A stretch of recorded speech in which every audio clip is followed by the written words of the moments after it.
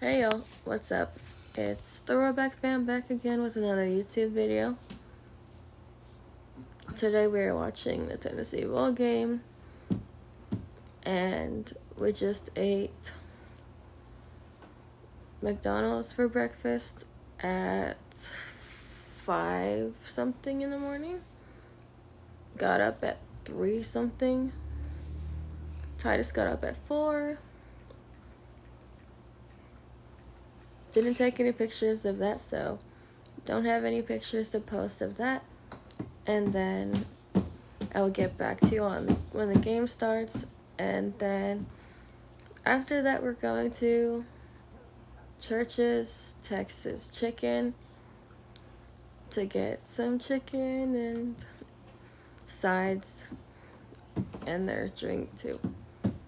I see y'all on the flip side.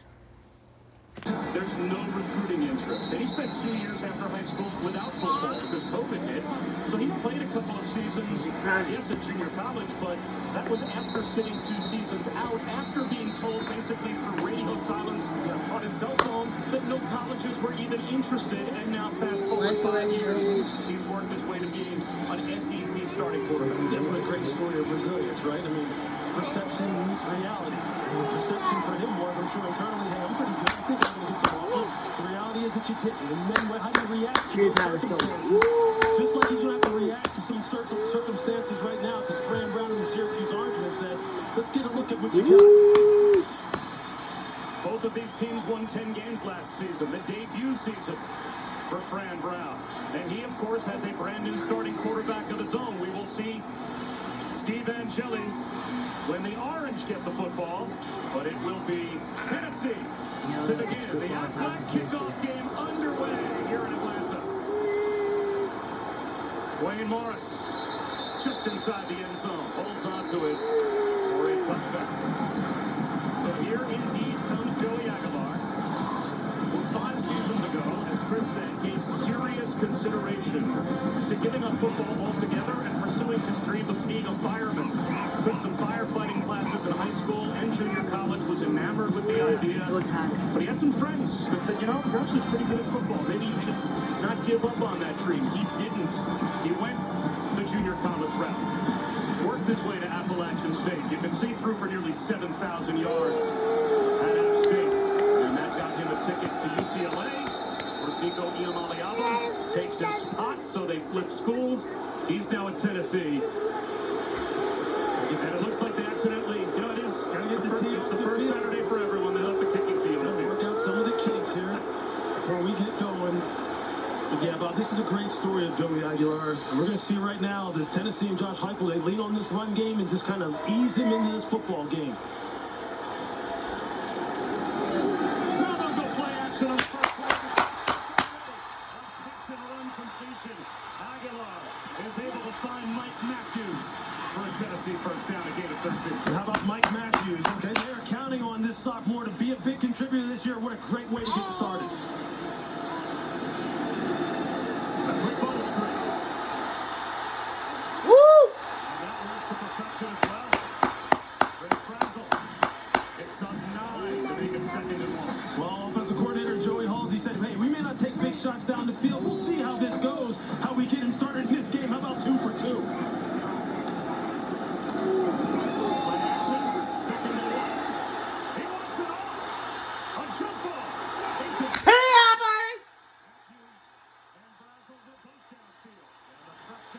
Samuel Jr. was there in coverage for Syracuse. Passing interference, Travis.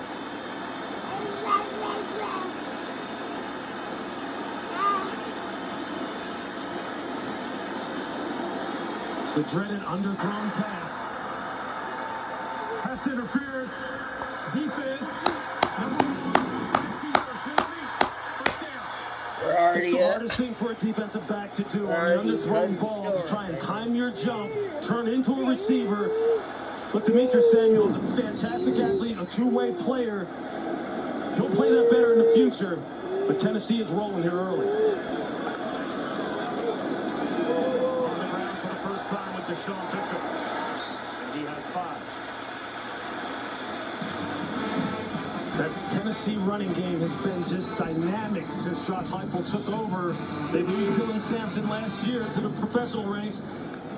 Deshaun Bishop and Peyton Lewis. You'll see them a lot today. And now Tennessee will lose the 5 they just picked up.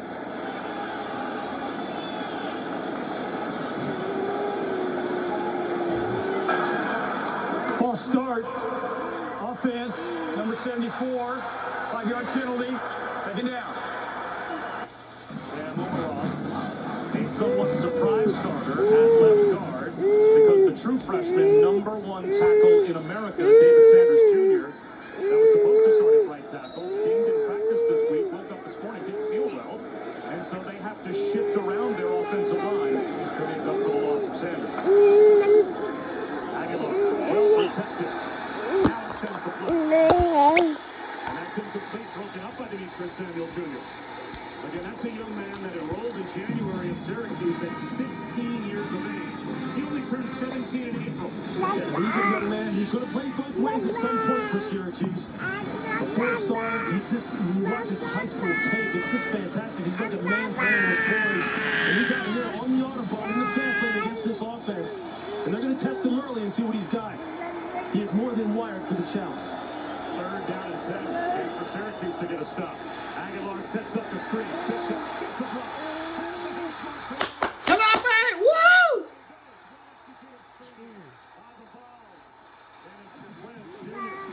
And saved a touchdown after a gain of 21. What a great call by Josh Heupel. The middle screen, you just see Joey Aguilar just taking his time, letting it set up. They don't take their time for long. Now there's a 4 tackle. At about the 17-yard line. Well, that's excellent hit from Devin Grant as he brought down Deshaun Bishop. And he was a great young man to talk to. We visited with him. Devin Grant going to move all over the field, playing the nickel, play safety. And he is a hammer coming downhill. That is his forte. And he's got to make a lot of tackles against these backs from Tennessee that can run it as well as anyone. 2nd and 9 in the red zone. Aguilar, quick hit at the side. Slightly this time to Matthews. So now 3rd down and 9. And another chance for Syracuse to get a stop. You see Joey Aguilar, he's been showing nice field vision and nice composure. See Mike Matthews may have taken it upfield a little bit far. You see how that ball was a little bit behind him. You just wonder if that's a little bit of miscommunication on the part of the new quarterback and one of the wide receivers that didn't tackle. Here, a big 3rd down here in the high red zone.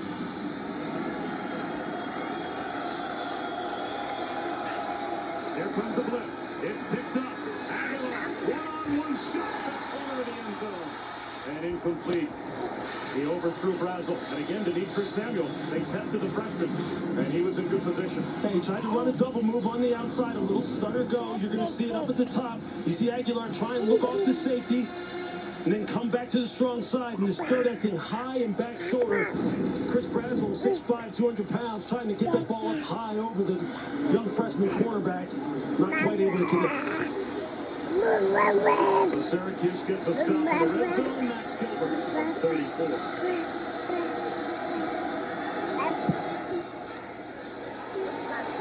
And the Vols have the early lead. So a good start here in Atlanta. 3-0 Tennessee. Alright, let's go, David. Get a stop. In the 100 meters. He's back deep to receive, but a good shot by Josh Turbyville to say, you're not running it back. This is going to go through the back of the end zone. So now Steve Angeli. He played in both the national championship semifinal and the championship game of the college football playoff last year. And his seminal moment really was against Penn State in the semifinals. Riley Leonard gets knocked out of the game with a possible concussion in the 2nd quarter, and Angeli comes off the bench cold and leads his team right down the field to kick a field goal before halftime and get Notre Dame on the board. He goes 6 of 7 on that drive. So small sample size, but he certainly has proved that he can do this in his 2nd career start. And he'll start in the air. Slips a pass to Williamson. He's free. Dixon nearly to midfield before he's brought down. So Angeli stands in, faces the rush, and completes the ball for 21 yards. Right out of the gate, defensive coordinator Tim Banks sends a safety fire on Steve Angeli, and what does he do? He stands in there nice and calm. His running back, Will Nixon, a legitimate pass-catching threat out of the backfield, and they're off to the races. That's the thing when you watch tape on Steve Angeli that you will see. Very calm under pressure, very analytical, gets the ball out of his hand on time to make good decisions. He's going to need to do more of that against his Tennessee defense.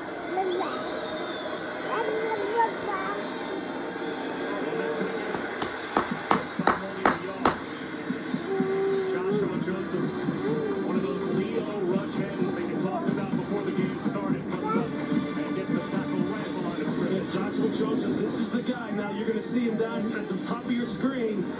You see him there, just ride the tackle down. Demetrius Witherspoon, keep his outside arm free. Don't let the ball get outside of you. He's one of the best young defensive linemen in the country. I think we'll be calling his name a lot today. Texas transfer, Jonte Cook in motion. And now you see Willis to the right of Angeli. He gets a chance. He runs through contact and powers his way across midfield. Josephs made first contact near the line of scrimmage. Boy, you see Willis, he may have delivered more punishment than he expected. I'll tell you, just seeing Willis is the truth now. He said he worked hard as we see a player down on the field.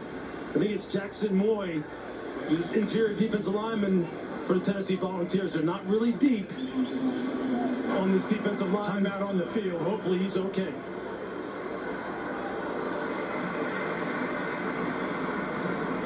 This game has gotten out of control. The Aflac. Get help with expenses health insurance doesn't cover. And the Starbucks Coffee Company.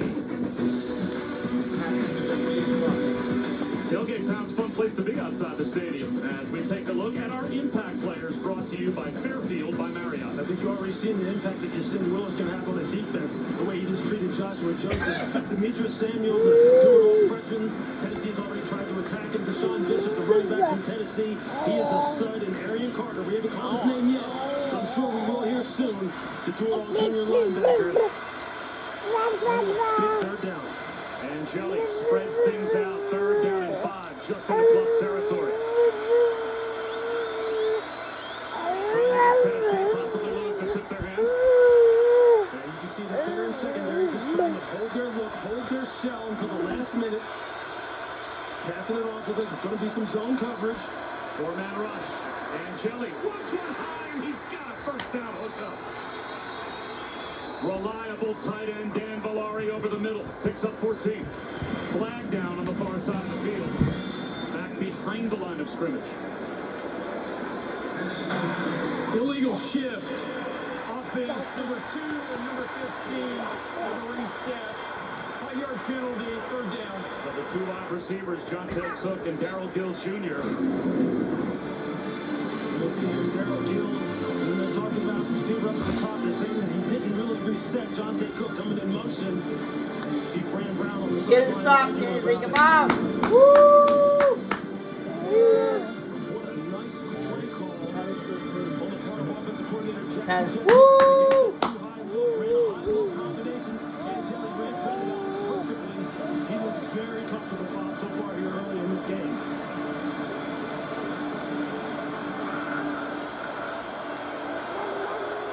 Another 4-man rush. Angeli, that as he throws around his throw. Woo! And gets to midfield. Jonte Cook came back to help out the quarterback, but that's well short of the first down. Nate Robinson, who checked in place of Jackson Moy. See a little kid in here trying to get some free rushers. Get over at the top. Say, And you're going to see there's the picture. And then coming around Nathan Robinson with a big hit. That's a big boy to be hitting your quarterback at 6'5", Gotta get the ball 300 back, pounds. He score. came Jackson Moy.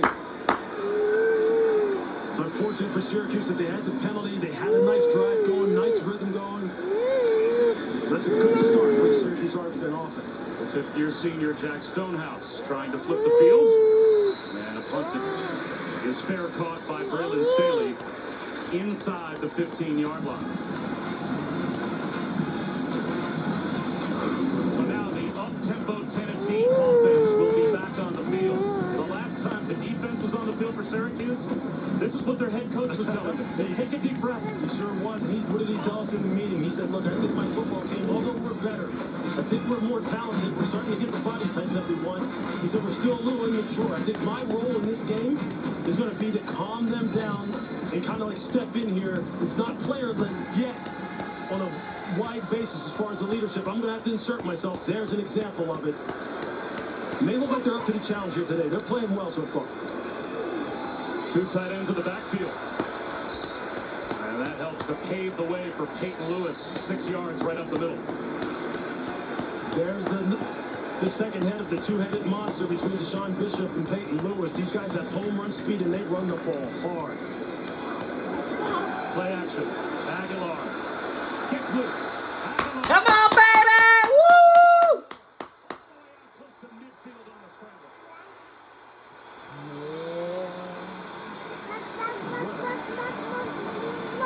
The freshman Antoine Delorier made the stop. Heck of a job by Joey Aguilar as far as avoiding the rush, pulling the ball down and picking up positive yardage. Quick hitter to the sideline. Another hook up to Chris Brazel as we go down to Chris. You know, one thing to stay calm, but watching that Syracuse defensive coaches telling their defensive front, you feel like you can win the battle up there. Make sure you're forcing that O-line to move their feet. You've definitely seen it as far as Syracuse's defensive front. They are really testing Tennessee's revamped offensive line. Remember, the fantastic freshman David Sanders comes down with an injury. They have to make 3 moves, really, to fill that right tackle spot. And so now, Syracuse is putting the heel on them. Tying route to the sideline through the hands of Matthews. And what a beautiful route by Mike Matthews. Running a deep comeback. He ran it perfectly. Again, this is just an example of a quarterback and wide receivers getting on the same page as far as the timing. Joey Aguilar had intention there. Delivering the ball high. It had something to do with his mechanics. Josh Heupel told us they've been working hard on it. And here we are, another key third down. And you've already seen Joey Aguilar's legs become a factor in his football game at this point in the scramble.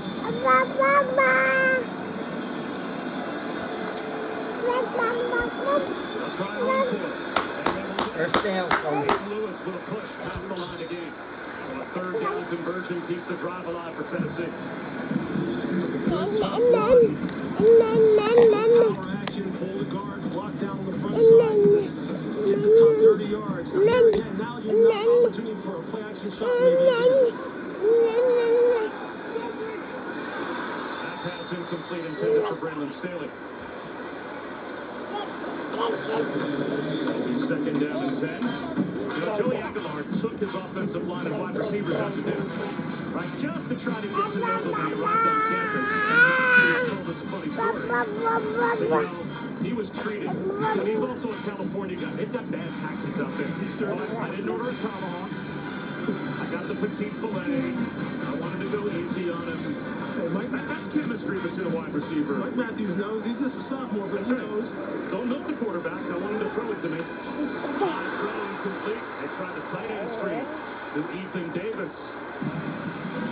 So again, Syracuse's defense, they have bent a bit, but they have a chance to get a stop. Again, you're seeing this tendency for Joey Aguilar's passes to sail a little bit high on him. You notice that on his tape at App State.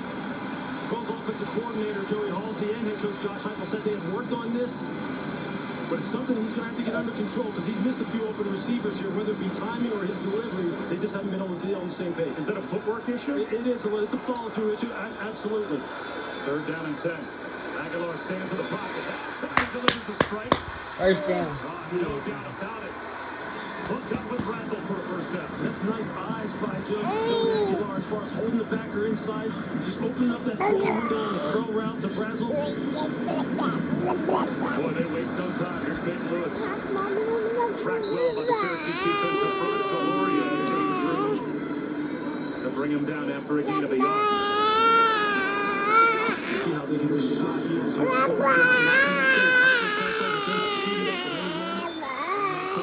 with the quick snap. Syracuse to jump. Looked like Deion Tank Wilson was in the neutral zone and made contact.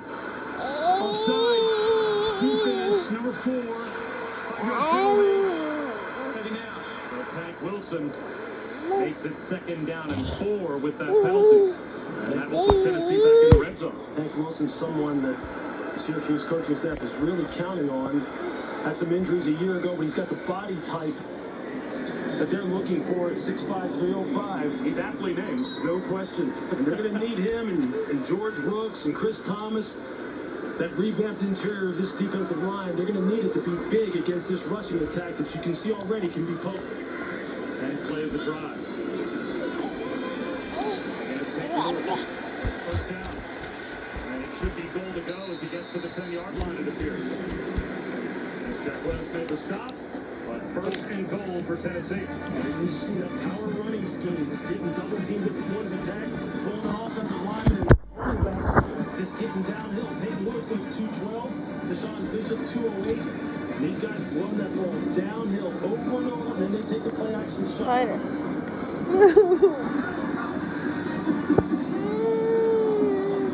Plenty of time on the play clock as they bring in that 2 tight end look once again. Tennessee does.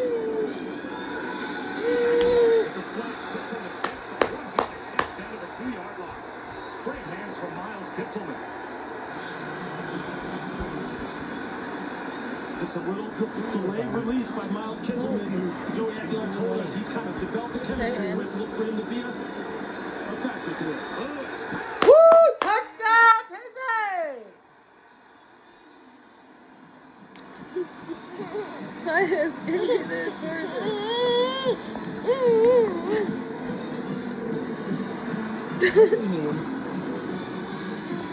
Double team at the point of attack and pull the tackle around. You're just going to see him hit it downhill. Just old-fashioned football, just old-fashioned gap scheme football. And there it says mono to mono in the hole. Peyton Lewis against Derek McDonald. Peyton Lewis won that one. We said it early in this broadcast. This running game for Tennessee is what they hang their hat on. Power running game. And it's showing up for 12-play, 85-yard touchdown drive. And Lewis, this revamped offensive line for Tennessee looks pretty good early. Yeah, all the different changes that they've made with the injury to David Sanders, so far, so good. 10-0 Volunteers.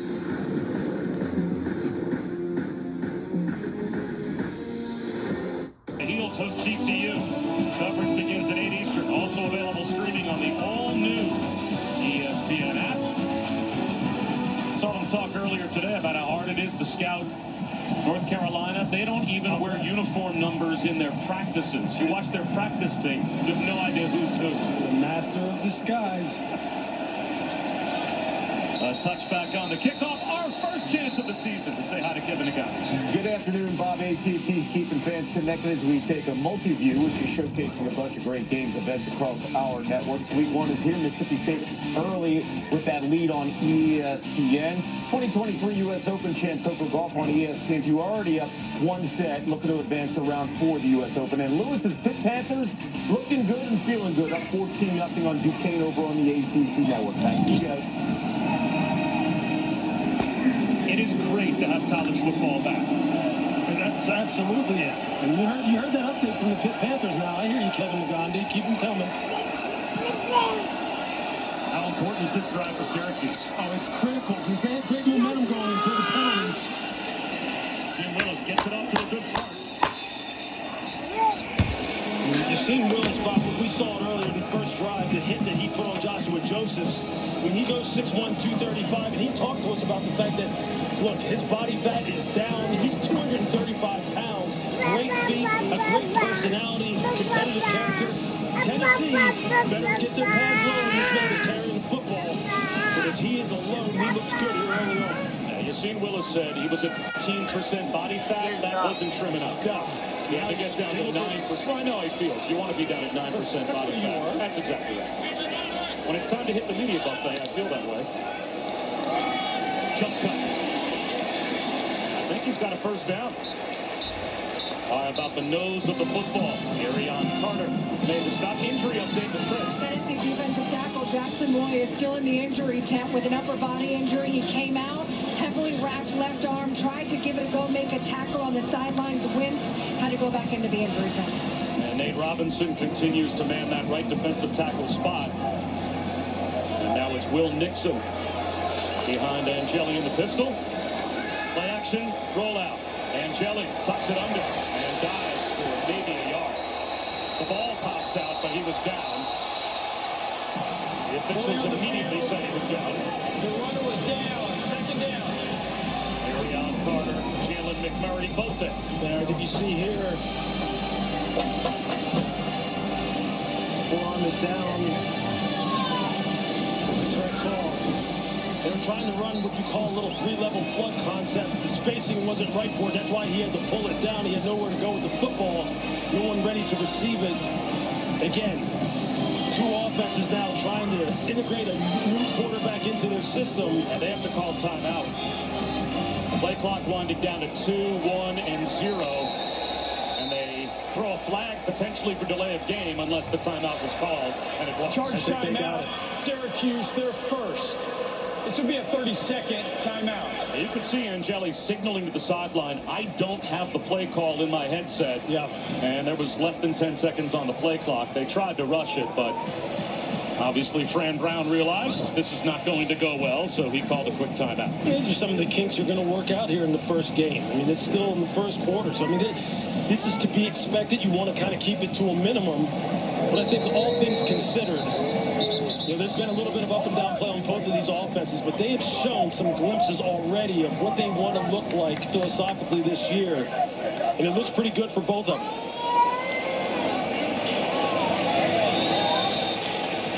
Syracuse, a 10-win team in the debut season for Fran Brown. That 10-win season tied Paul Pasqualoni all the way back in 1991 for the most wins at Syracuse ever in a debut season for a head coach. Spectacular what Fran Brown was able to accomplish. He's one of the very, very best recruiters in all of college football, and he still has work to do, but he's got him going. And now a completely different look after the timeout. Empty. 5 wide. 4-man rush. Angeli floats one over the middle. It's tipped and almost on the carom call. Idris Farouk broke it up as that ball floated to Jonte Cook. And he was a little bit late on his release, waiting for the wide receiver to uncover. Flag down on the far side of the field.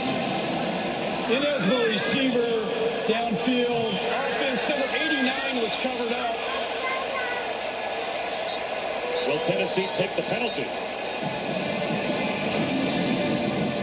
You're going to see it's right here. He's covered up. If he's going to be on the line of scrimmage, he's going to have to be off, but he's not. Makes the tight end, Dan Villari, ineligible. I still don't think Josh Heupel has decided whether to take this penalty or not. Talking with the officials on the far side. When you take the incompletion, you make it 3rd down and 9. Tennessee is elected to decline the penalty. It's 3rd down. So Heupel takes the down rather than the 5 yards. And it will be 3rd down and 9 for Syracuse. Leaning on that defense, expecting them to be able to get off the field in this 3rd down longer yardage situation. See, they got some fresh bodies in here to rush the passer. 31, Caleb Herring, the junior, who I think is one of the best athletes on their team as well. You see him right here at the bottom of the screen. Keep an eye on him. They show blitz. They'll back out. 4-man. No chance. Arion Carter, a little delayed rush, and he was completely unaccounted for. What a great look, a little simulated pressure. You're going to see him delay and then come down the pipe. They're still only rushing 4 people, but they make it look like they're going to bring 5 or more. It's still only a 4-man rush. This is a great disguise on the part of Tim Banks, a defensive coordinator who I think is one of the best in the country. And Arion Carter, we talked about him in the open. He can do it all. We don't have a conversation about good defensive football where you don't bring up the name Tim Banks. Tim Banks, I just think he is a fantastic defensive coordinator, great communicator, great strategist, understands personnel, and he has got some dudes to work with. Tennessee consistently is well coached in that area. Delay game, kicking team, 5-yard penalty, 4th down. And even after the sack, Syracuse a little late getting their punt group lined up, and they take 5 more yards. So now Stonehouse will be kicking this away from about his own 10-yard line. Here's an opportunity for a return for the true freshman Devon Morris. He's going to call for a a fair catch. That's a terrific punt all the way down to the 22-yard line by Stonehouse. 57 yards and no return. As we take a look at who's bringing the heat, brought to you by the Sonic Smasher. That's a nice job there by the Tennessee Volunteers on the part of Joey Aguilar. Seeing the pressures, escaping the pocket, using his legs to pick up a first down. There, good pass protection, nice delivery on the curl route, and then just the tough run by Peyton Lewis, just taking Darren McDonald and driving him back into the end zone. This running game is a staple. We've said it for the Tennessee offense, and they are marrying it perfectly with the passing game in terms of where they're calling the plays. Joey Aguilar just has to get a little bit better as far as his accuracy, his mechanics, just get consistent. And now they've got a fresh running back in the game, Star Thomas, who led Duke in rushing last season. He's in for the first time to Aguilar's left.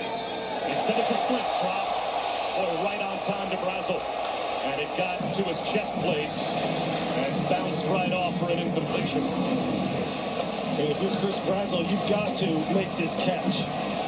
It's right in the numbers. You got to get your hands situated so it's not bouncing off of your pads. And Chris Brazel is a home run hitter. He's a guy who's played a lot of football. This wide receiver core, in order to get Joey Aguilar comfortable, they have to be dependable. He has to put it where it needs to. They got to work out the kinks. Star Thomas, first down. He picks up 13. Again, this gap scheme is just really working for Tennessee right now. Meaning just blocking down, pulling guards, tackles, and getting the ball north and south. Nice cutback. As Thomas fights his way for about 4. Gary Bryant came up to make the stop. And Gary Bryant, a transfer from South Dakota, who reached the FCS semifinals last year with South Dakota. You said he popped that tape. He absolutely does. Just plays with a lot of passion. Aguilar, play action. Timing route. Perfect. Brandon Staley, first down in plus territory. 14 yards. There's the play action game. You just hammer him with the run game, and then you just marry the play action game off of it. It's just classic offensive football. Just opens up those windows on the second level. Well, they waste no time. Great pull by Aguilar. And he doesn't slide. He takes on Devin Brandt in the open field, lowers his shoulder. And what did Josh Heupel tell us about the quarterback's responsibility as far as the run game? He has a big role in that as far as being able to control the front with this zone read type of scheme. Nice job by Aguilar there. Thomas again. Tripped up. He's got another first down and more. 14 more yards for Star Thomas to the 25 of Syracuse. If I may just change the blocking scheme, run the same little gap scheme type of look, this time pull the guard instead of the tackle. Same principles, just downhill power football. They have the Syracuse defense on their heels. They put the ball on the ground. At the mesh point, Aguilar coughed it up with Thomas, and Syracuse gets a gift takeaway. David Reese with fumble recovery. A mistake at the mesh point and a big ring for the Orange. I mean, you can see right here, it just gets messed up. You can see Aguilar, it's got his eyes down the field. You know he's going to pull this. The ball just seems to hit off of the midsection of Star Thomas. Just an unfortunate execution error on the part of the quarterback and the running back. Just had to be more secure with the ball, make sure he's got a handle on it when he wants to pull it. These drive-killing mistakes have plagued both of these offenses so far. Again, to be expected. Just what Syracuse needed. Their defense was backpedaling on that drive. Angeli, play action. Lost the football. Get it!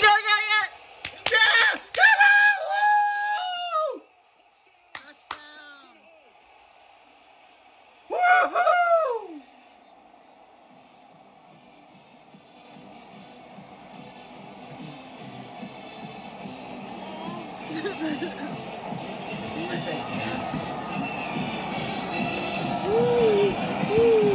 Nathan Robinson knocked it out. Colton Hood, the scoop and score. Just one play after Syracuse got a takeaway. Tennessee takes it right back.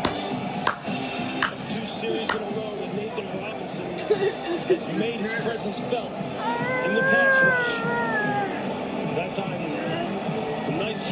quarterback Steve Angeli gets the Beautiful ball out. ties.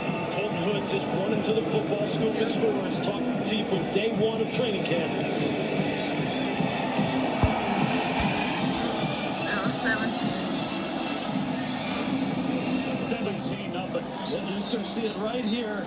Defensive lineman Nathan Robinson. Just watch him continuing to work, continue to push the pocket. Keep your eye on the quarterback. You see the left hand come out. Steve Angeli doesn't have the ball secured. And then here comes Colton Hood. Johnny on the spot. Just run to the rock and then just go ahead and catch it for 6. You got to keep 2 hands on the football. Got to be secure with it when you're in traffic like that. And this is just a swarming defense with a bunch of great athletes.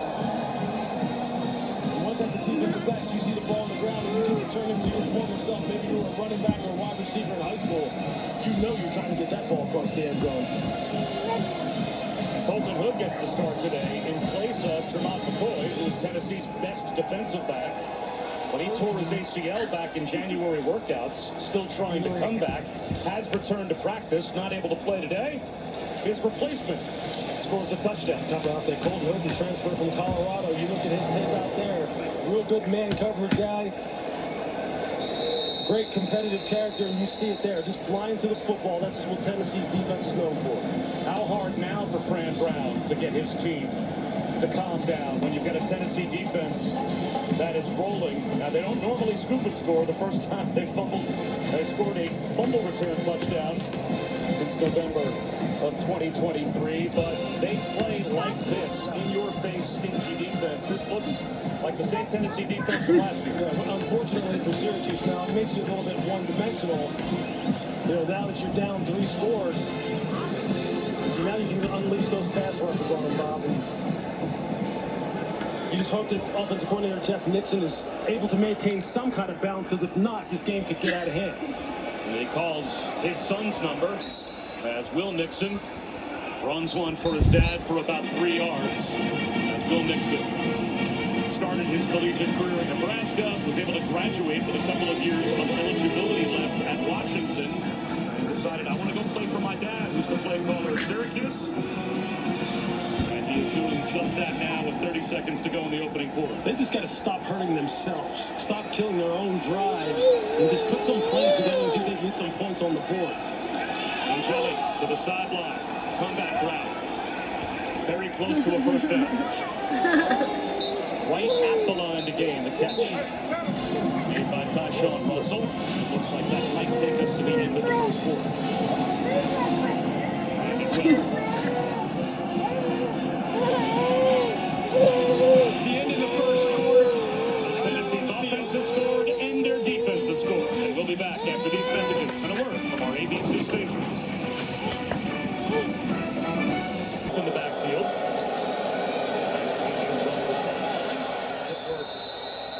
Willis.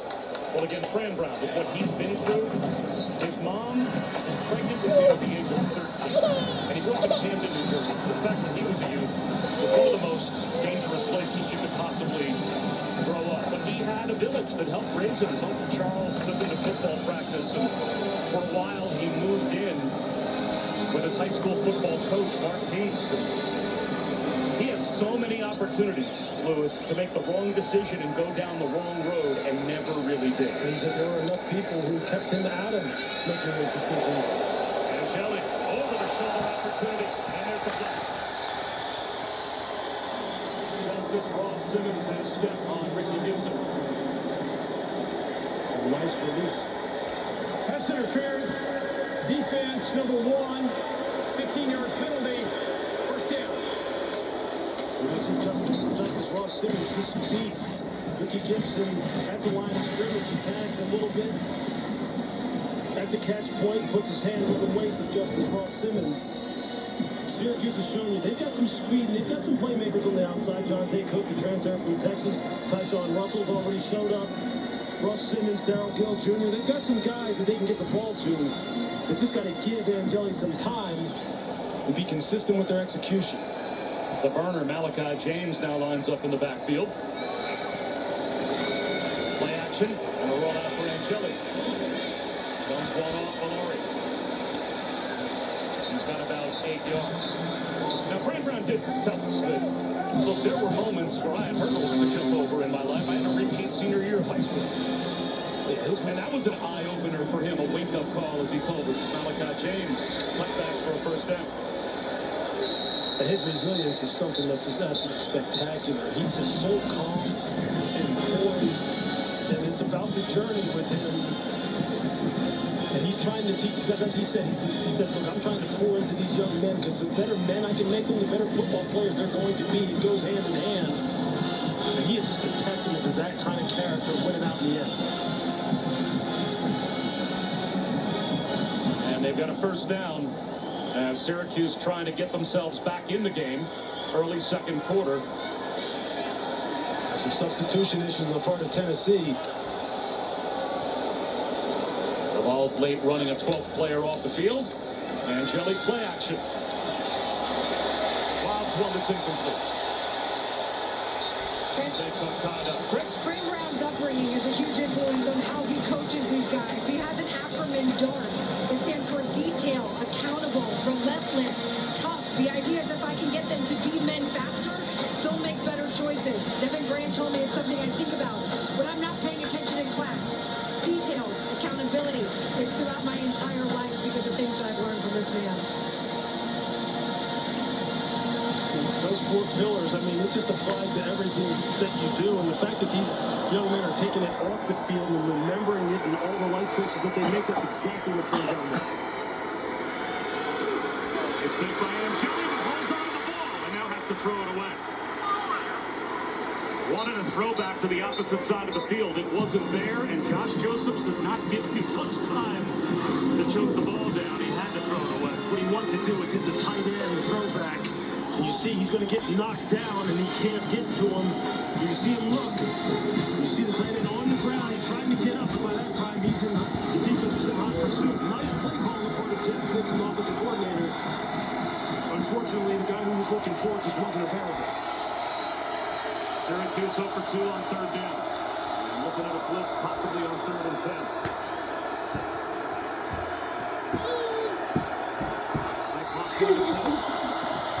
It's at 2. They get the snap off. Here is the blitz. One-on-one to the sideline. Incomplete. Ross Simmons again, the intended receiver. Hand-to-hand combat with Colton Hood. This is what Colton Hood is good at. You see his eyes. You see how his head is tilted down. He's looking at the waist of Justice Ross Simmons, not looking at his chest and shoulders where you can get faked out. You see Brad Brown here just saying, hey, look, maybe can we get a pass interference because there's some hand-to-hand combat going on. And now, not quite in field goal range, but at the 35-yard line, on 4th down and 10, not opting to punt. The Cuse will go for it. Let's see if they snap the ball.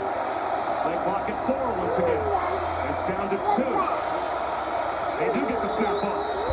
Angelique will protect it. And he finds it closer and cover. A 4th down conversion inside the 10-yard line. Syracuse breathes a little life back into the first half with a gain of 29. What a nice route combination that offensive coordinator Jeff Nixon draws up against this zone coverage. And you're just going to see it. Double ends. And they just kind of high-low this intermediate dropper. And you're going to see it right there. He doesn't get enough depth. And you know, when there's no work in front of you, somebody's probably trying to come in behind you in this kind of zone coverage scheme. And there it was, a nice touch throw by Steve Angeli. It showed up on tape in the time he got to play at Notre Dame. He can layer those second-level throws. And he's been in a nice rhythm when he's had time. That's great execution on the part of Syracuse. And you can see Bryson Eason, another defensive tackle, joins Jackson Moy on the sideline. 1st and goal. Willis gets a push. Well inside the 5. Down to about the 3-yard line, close to the 2. 2nd down and goal. Jordan Ross made the stop for the ball.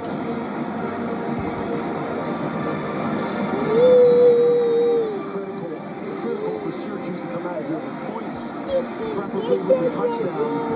And you know some kind of ball handling is going to be involved here as far as maybe a proof play, some rollout, some play action.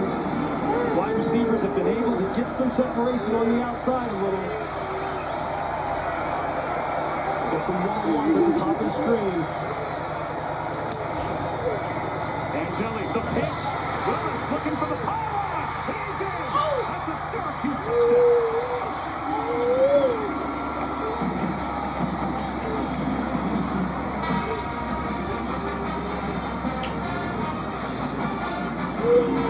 Great block in the line of scrimmage here for Yasin Willis. Just watch it as it comes into your focus here. You see there the little zone read. You see him pitch it as Arian Carter takes Steve Angeli, but you see the blocking out on the perimeter by the wide receivers holding up the defensive backs that are really trying to keep that ball from getting outside. This is great team offense. A great read by Steve Angeli. Yasin Willis.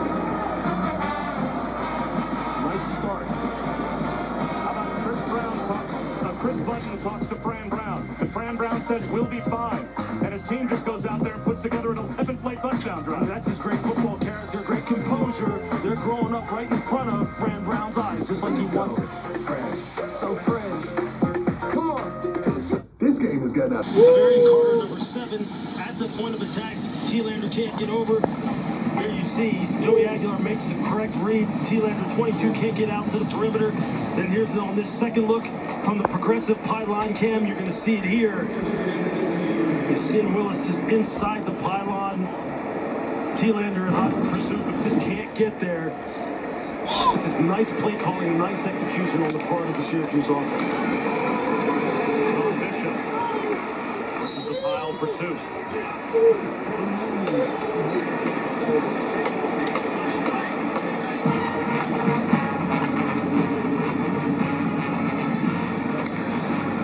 As always, up tempo, play action. Aguilar, he wants it on.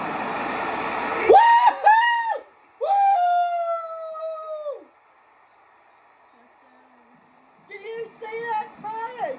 Woo-hoo!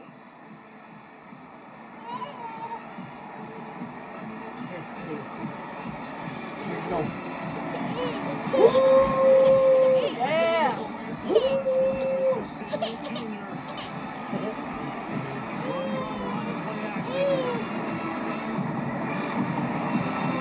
And Brandon Stanley just runs a nice post route. Mr. Samuel just not able to get out of his pedal, not able to stay on top of this route.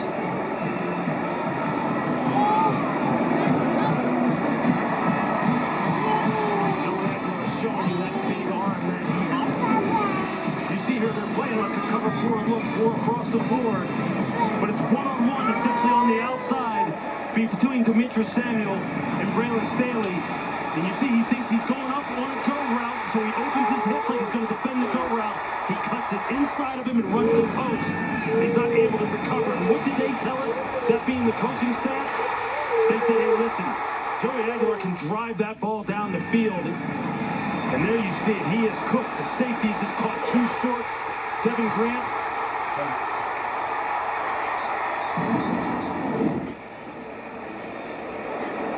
2 plays, a 73-yard touchdown. And we've got an injured player. That's Bennett Warren down for the ball, so we'll step aside.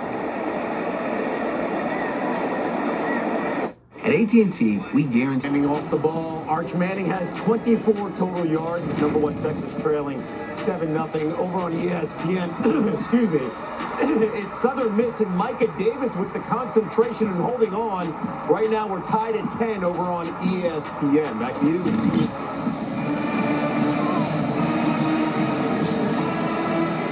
It's been all Tennessee for the most part here in the first half against Syracuse, although the Orange did score a touchdown on their last possession. And now Steve Angeli looking for another answer. Squeezes one into a very tight window. It looks like Cook held on, but they'll say incomplete. Knocked out of his hands and bounced back into his hands. Redmond, the true freshman, got the left hand around Cook for the knockaway. Tennessee defensive backs, they all fit a certain profile. Ty Redmond, the freshman, 6'2", 192 pounds. You can tell they like him long and tall in the secondary. Lots of range and fluidity. It's what Tim Banks, his defensive coordinator, loves to coach, and they've got a fleet of them. Angeli tries the other side. Again, it's an incompletion. Same pattern. Justice Ross Simmons, the intended receiver. That time it was Colton Hood. Different side of the field, but the same result. Yeah. 3rd down and 10. Colton Hood had a little handful of jersey on Justice Ross Simmons. Referee not able to see it. An old slick defensive back trick to make sure you kind of slingshot yourself into position. You say that like you know. I've done it once or twice, but I wasn't as fast. Eligible receiver downfield. Offense number They threw a 89 was flag. covered and went downfield. The penalty is declined, 3rd down. Syracuse actually had a man downfield.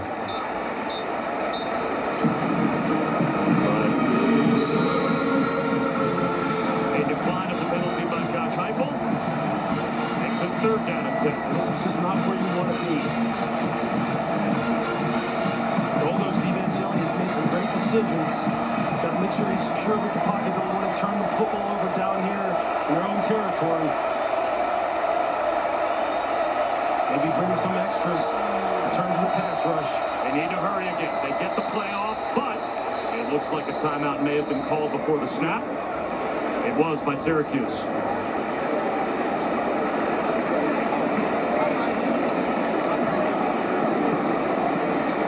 You see Fran Brown's trying to talk to his offense, trying to keep them Charge calm. timeout. Tennessee, they're first. This is a 30-second timeout. They say Tennessee called the timeout, although one of the officials on the field signaled Syracuse's way. Either way, an amazing football weekend to begin the first full slate of the season. Alabama, Florida State, LSU, Clemson.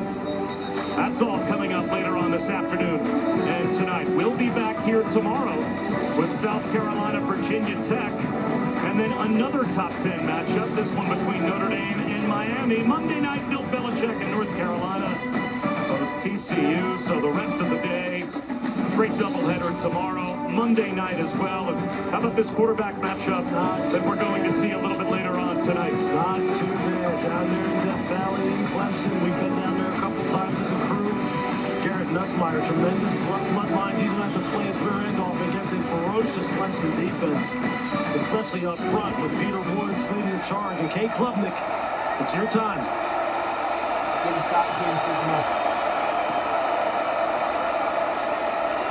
Angeli over the middle. Cook pulls it in. First down.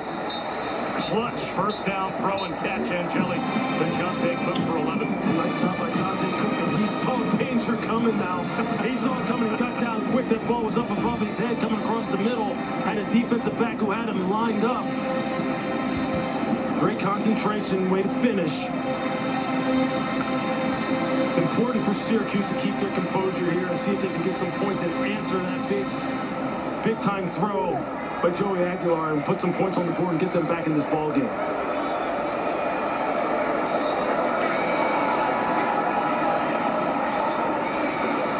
Yacine Willis finds a bit of a crease and has 5 yards. Andre Turrentine helped out by Arian Carter. Second down and 5, 2nd and 4. This is where you want to live. Now you have the whole playbook at your disposal. Willis again breaks a tackle. First down and more. Breaks another tackle. And he is well into Tennessee territory.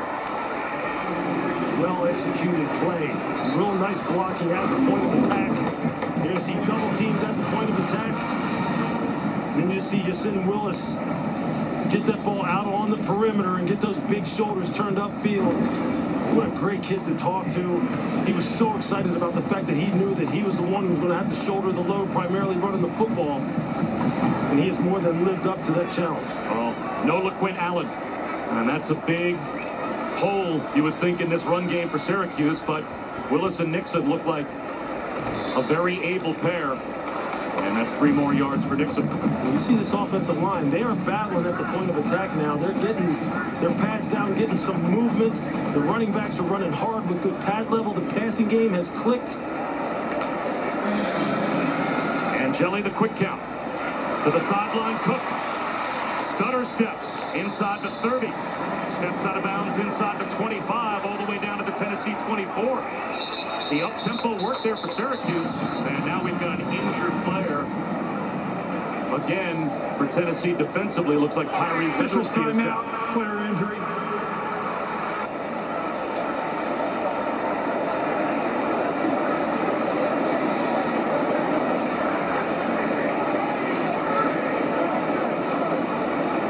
Syracuse with a touchdown on their Timeout on the last field. possession and trying to stay in this game with Tennessee as we step aside.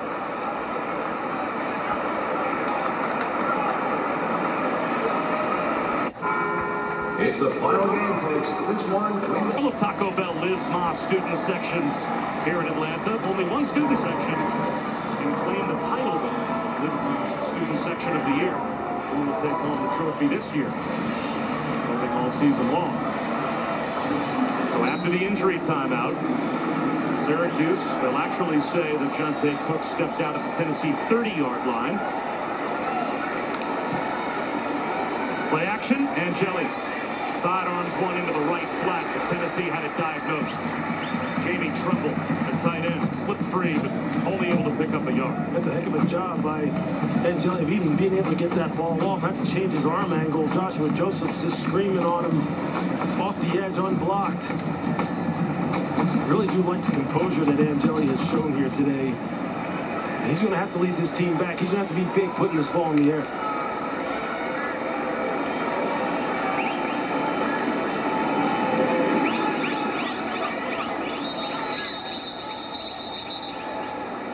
Now the official stop play before the snap for Syracuse. Previous play is under further review to review the hit on the receiver for potential targeting. So this is a booth-initiated review for possible targeting on the hit that Jamie Tremble just took. And this would be a big call. A 15-yard penalty and a possible ejection for Tennessee. The player in question is Jalen McMurray, the nickelback for Tennessee. It's hard to see from the angles that we have. Here we're going to get a look at it.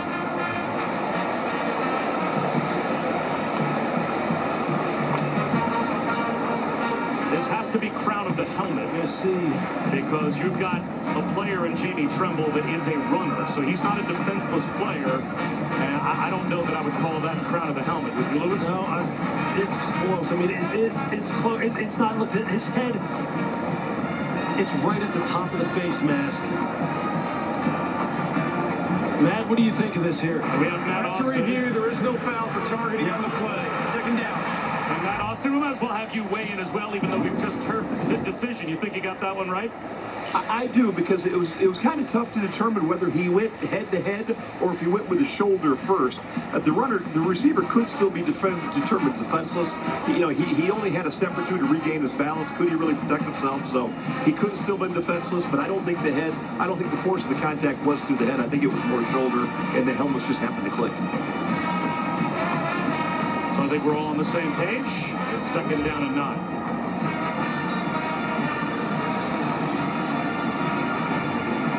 Notre Dame transfer Steve Angeli. This is his second career start. He started the 2023 Sun Bowl against Oregon State when he was at Notre Dame. Trying to get his team back in it. Stands in the pocket.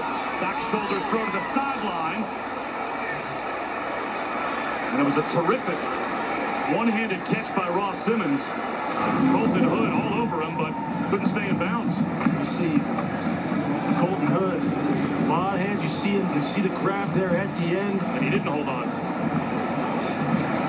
These Tennessee defensive backs play with a lot of physicality at the catch point. You're going to have to be careful. I love the fact that they challenge the football all over the field. Eventually, one of these calls is going to go Syracuse's way if they're not careful. This is a big third down. They need to get some momentum back if they're part of Syracuse. Angeli got to make some good decisions here. And they have to call timeout again. Charge timeout. Syracuse, their second. This will be a 30-second timeout. So with the play clock winding down, they're forced to call timeout once again.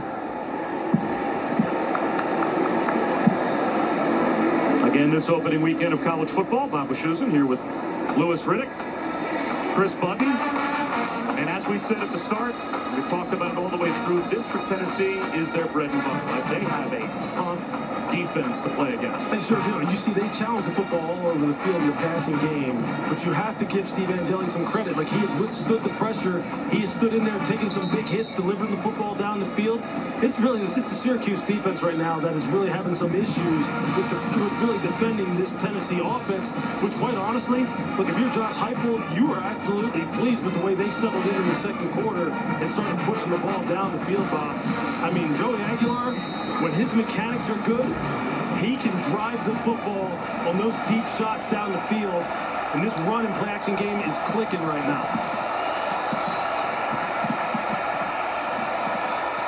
Syracuse down to one timeout left. 8 on the play clock with an empty backfield. 5-man rush. Angeli under pressure, and down he goes. Edwin Spillman untouched with the sack for Tennessee. And just a nice pressure on the part of Tennessee. And you're going to see Spillman. He's just going to hold this guy to the second level. You see the defensive tackle take the inside charge and just open up the window. You get a free runner on the quarterback. But Tim Banks, the defensive coordinator, has done a nice job of running some simulated pressures, making it look like he's going to bring 5 or more. They drop out and play coverage. This time they sit back, make it look like you're going to play coverage, but then they bring the pressure from depth. That's how you do it, that cat and mouse game. And Tim Banks is as good as anyone at it. This has to be a pooch punt, I would think, and that's exactly what it is. On 4th down and 16. Can't imagine that Syracuse would go for it, but this is well executed. And it's all the way down inside the 2-yard line. So Angeli with the pooch punt, as they at least forced Tennessee to respect the fact that they might try for a desperation play on 4th and 16, and now Tennessee's offense, even with this 3-score lead, is backed up. How about Joey Aguilar? Started off 6 for 13, but then he has found his groove. His mechanics have been clean on these big shots that he's been able to push the ball down the field. This wide receiver core that we asked him, like, what's the chemistry like, given the fact that Joey entered this process late as far as being integrated into this offense? We're getting some answers right now. As this game plays on, he's looking more and more comfortable. Quick hitter, high, incomplete. Travis Smith Jr. had to climb the ladder. And again, there's that hurried throw from Aguilar. And as you said, his Achilles heel sometimes sails the ball a bit. Just did that. Yeah, this he's getting pressure off the edge, so I'm going to forgive him on this one. He's getting pressure off of the side. That man on the line of scrimmage, he's trying to get it over top of him. But yeah, that's something he's going to have to continuously work on. Keep the ball down. Peyton Lewis. A little breathing room for the Vols as he gets out to about the 4-yard line. And that will take us inside of 6.5 minutes to go in the opening half. We have an injured player down. That's George Rooks for Syracuse, one of their starting defensive tackles.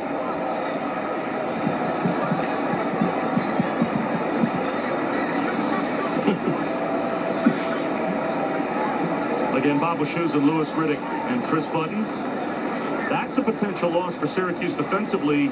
They can't afford. They're a little thin in the middle of that defensive line. Yeah, they tried to get bigger, tried to bring some guys in. George Rooks, the transfer from Boston College, is one of those guys. And I think defensively overall here, Bob, this is key here. What, we got 6:33 left to go in the half. They're down 3 scores. Can they keep good field position, keep them backed up, make them punt, maybe get a good return, and let Steve Angeli continue to learn this offense on the fly. You saw Fran Brown trying to encourage him. What did he tell us? I know that, again, I'm going to have to be the guy that keeps this team calm because we just haven't reached that point yet in terms of these guys kind of self-sustaining. This is one of those moments right here. Can they get this game to within 2 scores before the half? This is a big, big 3rd down for the Syracuse defense. And a moment for Joey Aguilar as well. That's absolutely. If you can get a 1st down conversion here, this can be a drive that ends with a kick up the field for Tennessee and no points, that's still very successful. If they just hold on to the football and get off their own goal line. 5-man front for Syracuse. They're going to play it conservatively and run it. And Peyton Lewis is stopped.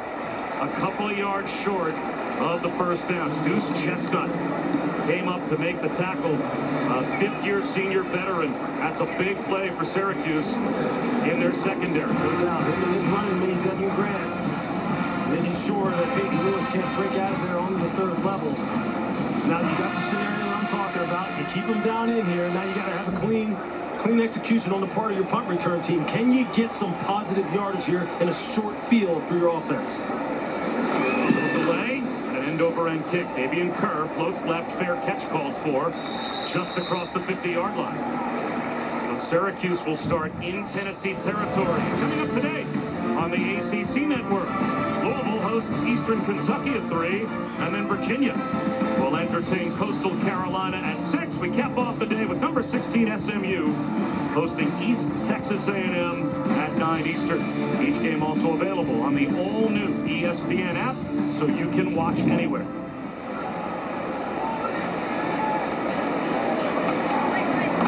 Five and a half minutes to go in the first half, down by 3 scores, but starting in plus territory. This feels like a must drive for Steve Angeli. Without a doubt. You see his stats there today. 8 of 15, 93 yards, and sacked 3 times. Play action. Turnaround catch made by Justice Ross Simmons. Gets the drive going with a gain of 5. You see how offensive coordinator Jeff Nixon is trying to slow down this pass rush. Using the run game, using the play action passing game, trying to get these D linemen and these linebackers to kind of slow down. Another technique, the design rollout. Sliding attempt made by Villari. Did he scoop it up? The Tennessee sideline thinks it's short hop, but the officials, looks like, are giving him the catch. You're absolutely right. Move the pocket, play action pass. Ways in which you can try and slow down a ferocious pass rush. Great play calling. Angeli to the sideline again, and tied up on the far side was Tyshawn Russell. Good coverage by Ty Redmond. Second and 10. It's hard getting some separation on these corners on the outside. They're just so long and athletic. That's a true freshman. How about it? I mean, they've done a nice job here of building this roster, especially on the defensive side.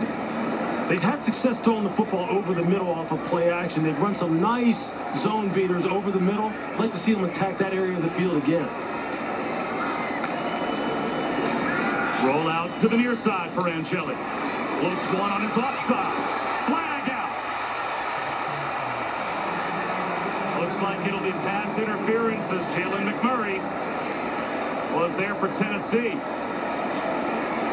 That's an easy call for the officials. Jalen McMurray, the ball kind of hanging up in the air. Pass interference, defense number 6, 15-yard penalty, first down. The ball's kind of underthrown and late arriving, and you already have made a great break on it. You just got to get your body oriented to where you don't interfere with the receiver and time your jump properly. It's one of the hard things that defensive backs have to do when playing the ball in the deep areas of the field. Fortunate break for Syracuse. Now they've got a fresh set of downs inside the plus or the minus 15 or plus 15. They've got to cap this one off.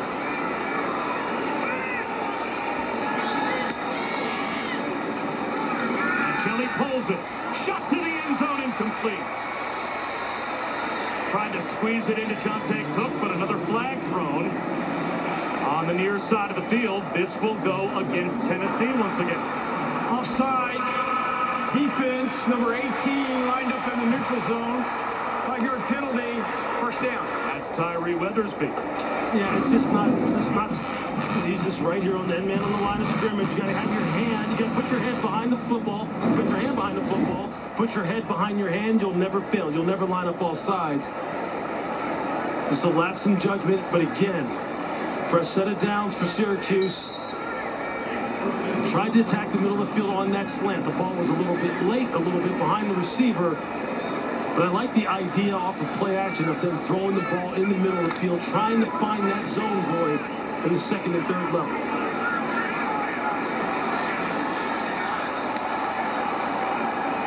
Direct snap, Wildcat. Now, Villari is a former quarterback, so he's kind of in his comfort zone taking the snap. He actually began his career as a quarterback in Michigan, transferred to Syracuse. They turned him into a tight end, really against his wishes. He thought about transferring out. Here's a handoff to Willis. On second down, and about 3 inside the 10-yard line. Now a big third down coming here for Syracuse with 4 minutes to go in the half. Quick snap, Angeli ready. Willis right at the first down line to gain, but Tyree Weathersby brought him down. It's going to be 4th down and 1. And slow to get up again is Bryson Eason. So we have an injury timeout before the 4th down call for Syracuse with 3:48 to go. They have to go for it, you would think, right? Yeah, I mean, look, Bryson, yeah, they sure do. They got to see if they can cap this off here and get some points on the board in terms of a touchdown. Nice penetration on that play by Bryson Eason, who you mentioned. They converted on a 4th down and 10 earlier. This 4th down and 1. What do you think, a little play action, dump the ball over the middle, or are you going to run it here? Angeli looks over. Plenty of time on the play clock. You see some confusion on the part of Tennessee, some late communication. Andre Turrentine, the safety, trying to communicate with the rest of the secondary guys. You see it there. They're still a little confused. They run it with Willis, and he's got it. First down, Syracuse, goal to go inside the 5.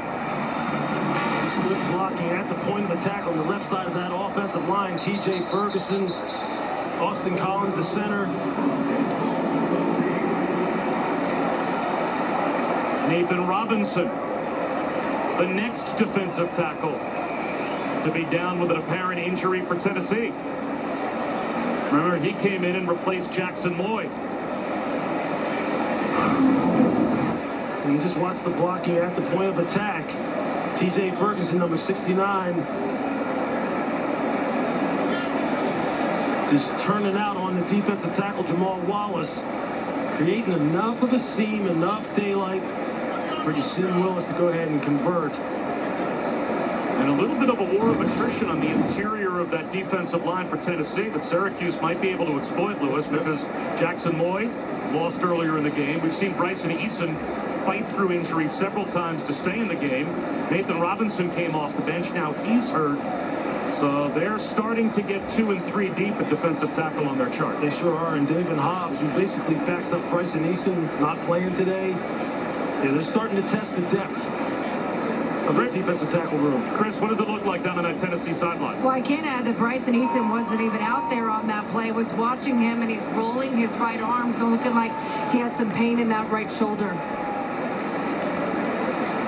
So this is the 3rd defensive tackle to be injured for Tennessee as they're helping Nate Robinson off the field. And there's Jackson Lloyd without his helmet. So who knows if he'll be able to return either.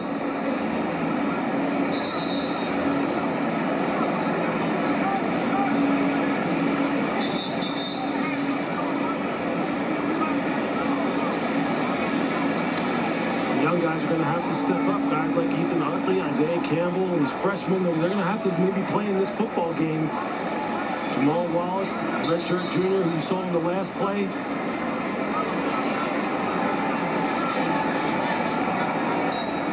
Bryson Eason back in the ball game. 1st and goal, Syracuse. Once again, trying to get themselves back within 2 scores.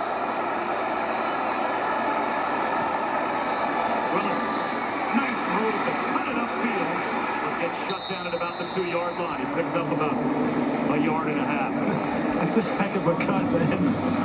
On that line back, you see him just playing his foot in the ground. And you just see the corner, Colton Hood, going, hey, where'd he go?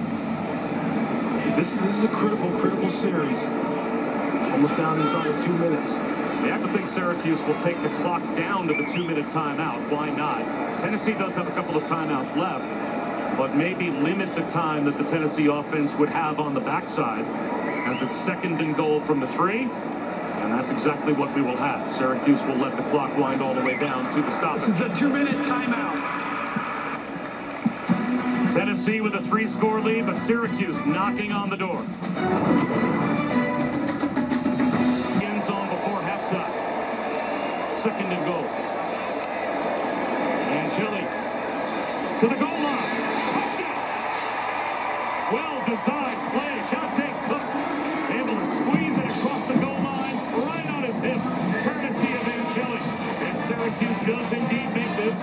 two-score game once again. And this is a nice route concept, getting a little man coverage.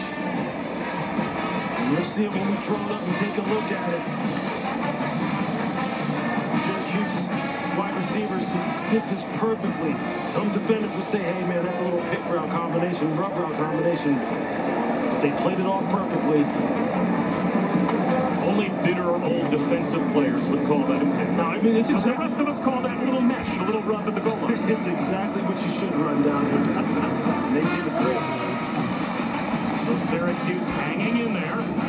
Down 24-14 with a minute 55 to go. You see here, they're just going to get a little interference and then run this off right behind it. But watch how the receiver, as he gets into the body of the defender, look how he turns around. He's getting position, puts his hands up, like saying, hey, look, I'm not trying to pick him. I'm actually an eligible receiver trying to receive the football. But he creates just enough of a rub for Jonte Cook to get across the goal line. That's great execution. Here you see it from the pylon cam. Jeff Nixon, the offensive coordinator, drawing it up perfectly and then executing it perfectly. And there you see Steve Angeli able to get this back to a 10-point ball game here before the half. Now, left a minute 55 on the clock for this highly explosive Tennessee offense, Bob, and as you were saying in the break, is that what you want to do, considering how quickly they can strike? Jonte Cook's first Syracuse touchdown reception. The Texas transfer coming over, and Steve Angeli, the Westfield, New Jersey native, able to get his first Syracuse touchdown pass. Nate Lewis returnable from the goal line. Just shy of the 25-yard line.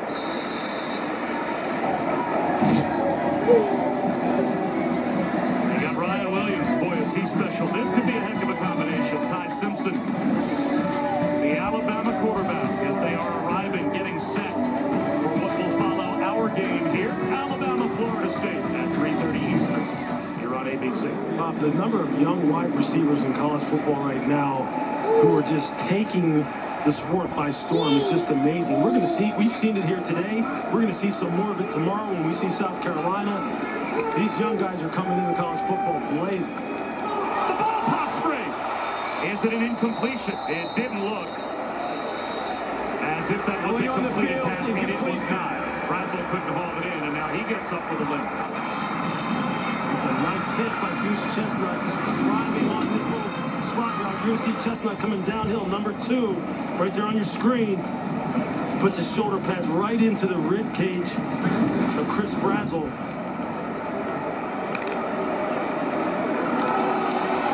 Slipping under contact and avoiding a hit in the backfield to Sean Bishop. Look out, Brazel! From a possible tackle for loss for Syracuse to Bishop, being brought down by Chris Peel all the way down at the Syracuse 28-yard line. It appears a gain of 47. Aguilar, quick hitter. Matthews makes a man miss. He's into the red zone. Down to about the 12-yard line.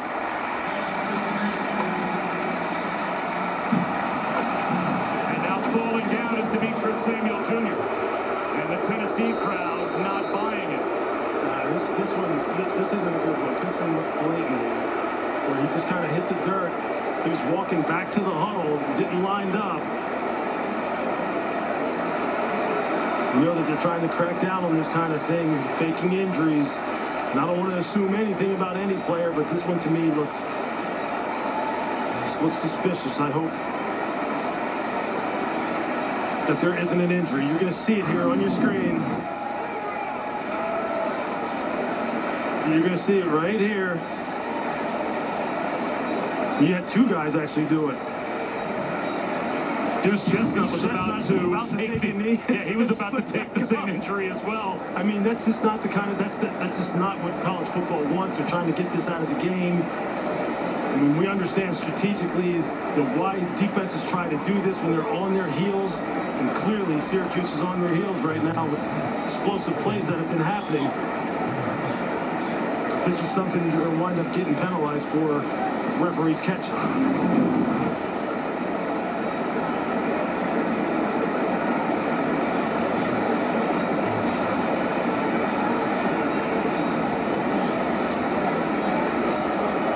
You can just see it right here.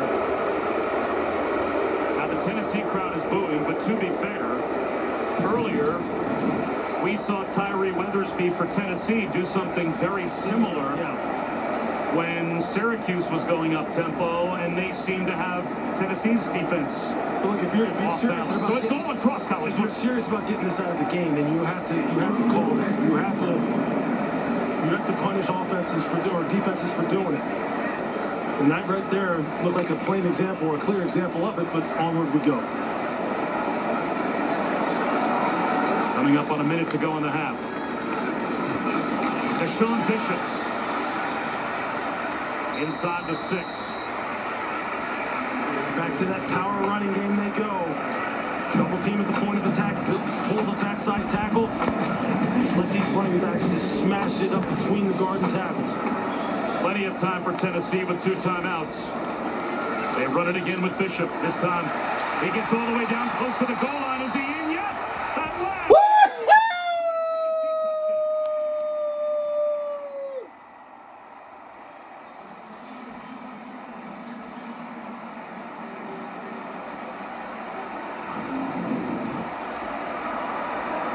See Deshaun Bishop. Looks like he gets that across. He breaks the play. Here from the pylon cam. His knee is Rolling on the field was a touchdown. Plays under further review. It's close. You see the forearm hit the ground. You can see at the tip of that ball. It broke the plane at that point. His lower body looks like it's still clear of the ground. So nothing down, nothing down. You see the forearm about to go down, but the hand goes down. Forearm is coming down. Forearm is coming. Look like, are you down right there? I think you can make an argument the nose of the football touches the goal line as the forearm comes down, but if it's simultaneous, then that's a touchdown. That is super close. You see it right here. Lower body's off the ground. Hand down. No forearm. No forearm. No forearm. You call that forearm right there? I think they may call this back. Worst case scenario for Tennessee, they will place the ball almost with the nose of the football touching the goal line. Yeah, that's how close it was. And again, let's bring in our officiating expert, Matt Austin. And Matt, how much will they split hairs here if it was called a touchdown on the field? Well, the issue here is it has to be clear and obvious to the replay official to overturn the call. Lewis nailed it. It is extremely close. Was the elbow down or forearm down before the nose of the ball got there? Without a view to see exactly when the forearm hits, I think they have to let it stand or uphold the call.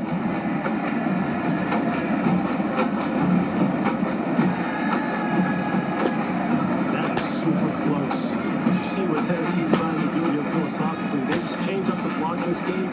They're just going back to smash mouth football. And running those power schemes, getting double teams, and you see Josh Heupel there.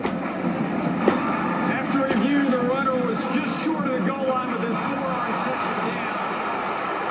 It's first and goal at the half-yard line. Please reset the game clock to 40 seconds. 4-0. But if they actually put the ball at the half-yard line, then they're giving Syracuse a break because the nose of the ball should just about be touching the goal line. Yeah, he looked a little closer than that, but you could see that the ball hadn't broken the plane. It just slightly, when that forearm looked to me like it had made contact with the ground. By the way, Demetrius Samuel has made a miraculous recovery. He is back on the field. Yeah. Well. And the clock rolling here for Tennessee, and why not? They have 2 timeouts. The ball's at the half-yard line, so they can easily use those timeouts and run 3 plays from here. Another chance for Bishop to polish it off, and he does. As this one will absolutely stay. And that missed tackle on Bishop in the backfield before the long run becomes a backbreaker for Syracuse. These running backs are just so physical. It's just one-on-one. It's one-on-one Deshaun Bishop against Devin Grant. And on the long run, Devin Grant was the one who missed Deshaun Bishop on the perimeter after his teammate Deion Wilson had missed him behind the line of scrimmage. That's a heck of a series for the Tennessee running game, which, as we have talked about, has been a staple of Josh Heupel since he took over. So each time Syracuse has managed to drive the ball and score a touchdown, the Tennessee offense has answered right back with a score of their own. Yeah, they just haven't been able to answer. I mean, this is one-on-one at the goal line, just like an old-fashioned tackling drill. And Deshaun Bishop, we knew coming into this game, is as tough as a runner as there is in the SEC and as there is in college football. He showed it a year ago. He's showing it now. And that combination of him and Peyton Lewis is going to be a problem. Once they get David Sanders back, a fantastic freshman, and they're able to continue to develop this offensive line, and if Joey Aguilar can continue to develop his consistency as far as his accuracy, keeping the ball down in the middle of the field, you know he can drive it outside, and this wide receiver core continues to develop. Tennessee's got a little something going for him here this year. Aguilar, the eyebrow-raising number, of course, coming from Appalachian State for all the interceptions, throwing 24 picks in 2 years. He threw more interceptions in 2 years at Appalachian State than the 4 quarterbacks have thrown in 4 years under Josh Heupel at Tennessee. So he just needs to cut down on the giveaways. Certainly has enough talent around him to be just as good as they were last year offensively. And the answers continue for Tennessee as they put 31 on the board against Syracuse here in the first half. Aguilar with his first touchdown pass. Tennessee's been 73-yarder. charged with a sideline warning. Steve Angeli has fought the pass rush. And also a fumble for a scoop and score as Tennessee's defense on the Colton Hood touchdown has chipped in as well. Syracuse will start the third quarter with the ball, but once again they find themselves down 3 scores. Yeah, you just see again their Achilles heel from a year ago, that being the Syracuse defense, run defense, yards per play, yards per rush, over 5 last year. Today, Tennessee averaging just under 8 yards per rush, especially with that long run, contributing to boosting that average up. Got to figure out a way. And Shelley lost the ball, and it looks like he was bailed out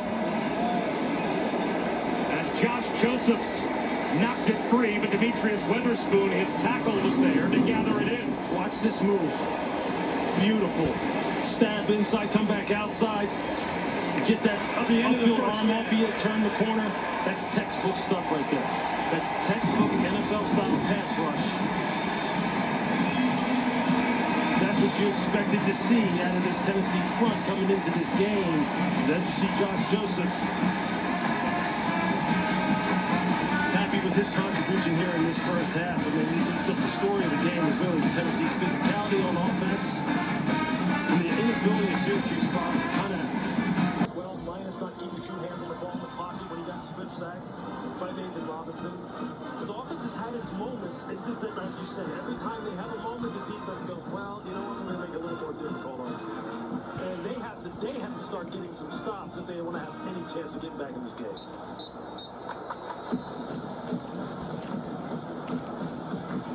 The 2023 Sun Bowl when he was at Notre Dame against Oregon State, the only previous start for Steve Angeli before today.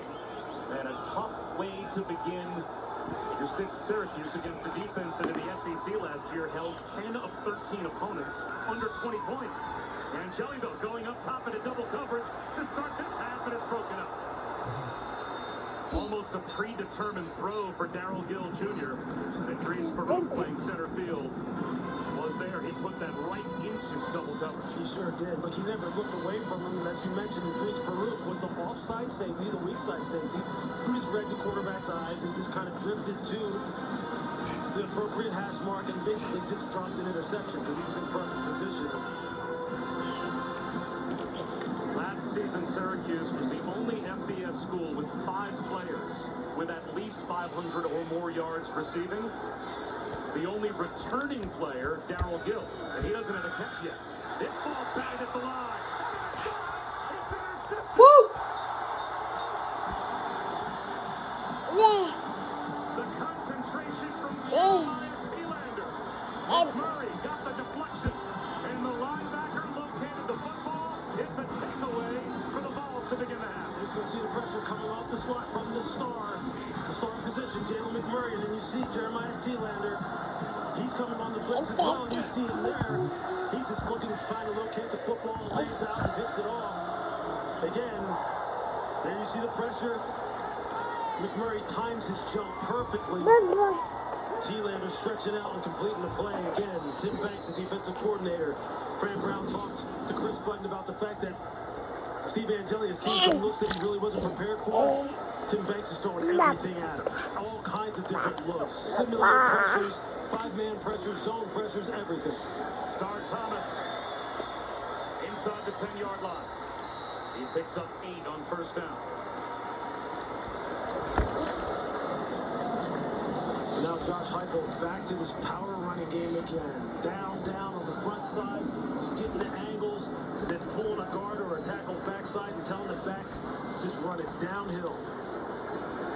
Thomas again. Woo! Yeah! Woo! Tennessee touchdown. Flag down at the line of scrimmage.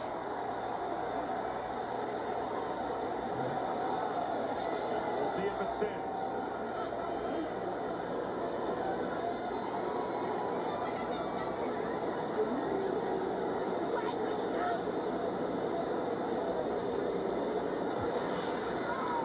Personal foul. Illegal low block. Offense number 0. 15-yard penalty. 7 down. That's Ethan Davis, the tight end, that commits a personal foul and erases the touchdown. You're going to see him come across the formation right here. Block end man on the line of scrimmage. Watch him go low into the knees as the defender is engaged. You're going to see him just go low, trying to cut him out of the hole, just trying to get him on the ground again. You're going to see him come across the formation. You see David Reese, end man on the line of scrimmage. Physicality of this Tennessee offensive front right now, with their gap scheme, power running game scheme, is really taking its toll. On the out to Braylon Staley. To the 14-yard line. Now you saw the protection. The pocket was absolutely perfect. He can just stand in there, work on his mechanics, and just drive that speed out, that out route to Braylon Staley on time, in rhythm. To Josh Heupel, this is exactly what you want to see. 10-yard game, and that makes it 3rd and manageable. 3rd down and 7 for the ball.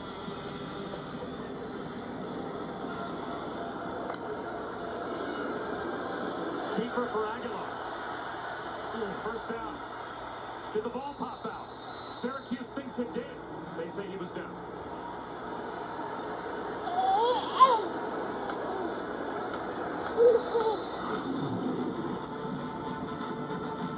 You see Deuce Chestnut just trying to tomahawk that ball out of there. Down on the ground, but ball's not out. Deuce, Devin Grant looking to escape here. We got a player down on the field. And that's Devin Grant. Yeah, he got rolled up on at the end of the play. I just saw that, in my screen, in my monitor that I'm looking at. At the end of the play, he got rolled up on. And he came up with a limp, and this is not a player mimicking an injury. This looks about as legit as it gets, as he came out of the pile, hopping into the end zone, and seemed to be in a lot of pain. And Joey Aguilar, as he went to the ground, rolled up on the back of Devin Grant's legs. One of those situations that every football player dreads. Just hoping that he's all right. He looks like he's in a lot of pain.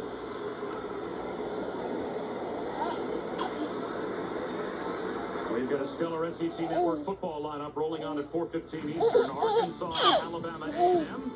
And then we'll cap the night with Ole Miss playing their opener against Georgia State. Also, 18th-ranked Oklahoma, 15th-ranked Florida. And Vandy will all stream on SEC Network Plus and the all-new ESPN app, so you can watch anything. Well, Devin Grant, the transfer from Buffalo, who came in last season, mostly played special teams, but steps in as a starter this year. He said, when you enter the portal, it can be scary. And there's a lot of uncertainty about where you're going to end up, but he found a home at Syracuse. Handoff start Thomas. This time, the Syracuse defensive front swarms. And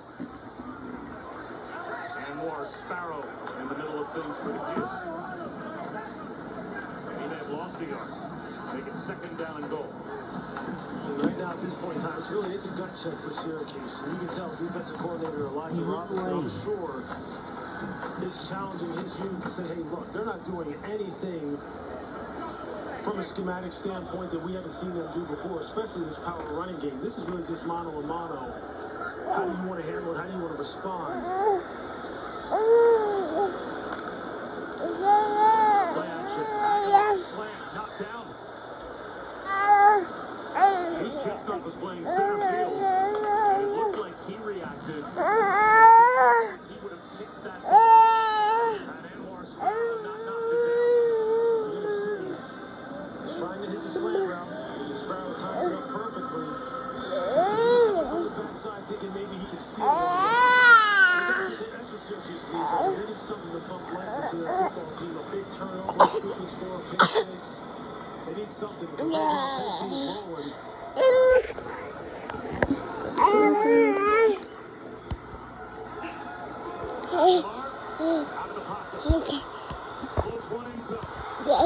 Woo!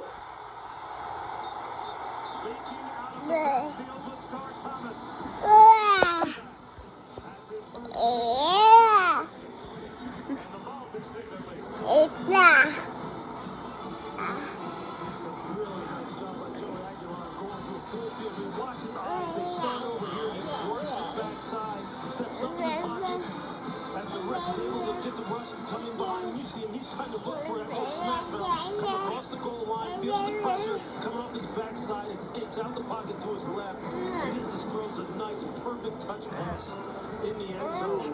If you're Josh Heupel again and offensive coordinator Joey Halsey, you're going, I think we answered. We may have got some answers at the quarterback position.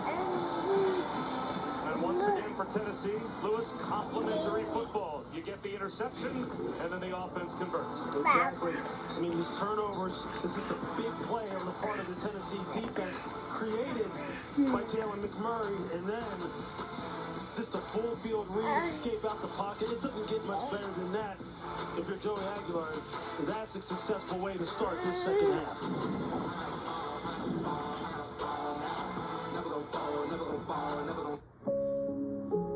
People keep talking about how schools are paying players. They have their moments offensively where they have the right play called at the right time. It's a well-coached offense. Jeff Nixon has an NFL background, the offensive coordinator. He knows how to scheme up a defense. And they've had their fits and starts, but it's just like the personnel for Tennessee just gets so overwhelming, and especially the front seven. Bill Nixon picks up a first down. Well, with Kyle McCord at quarterback last season, they were the #1 passing offense in America. Jump cut for Nixon. Speed to the edge. Should be good for another first down for Syracuse. To the 37-yard line of Tennessee before Caleb Beasley throwed him out. Those are two good, well-executed plays for Syracuse offense. Now they just got to be in no-huddle mode for the rest of this game. Can't hurt themselves. Roll out for Angeli. Incomplete. That's just a miss. Jonte Cook was wide open. And an errant throw makes it 2nd down and 2. You just wonder, like, what's the miscommunication there? Is it just a miss? Is Jonte Cook supposed to settle up a little sooner? Like, you just don't know those things without being on the headset with these coaches and knowing how they put it in. But it just puts you now in 2nd and long situation. It just makes it harder for you.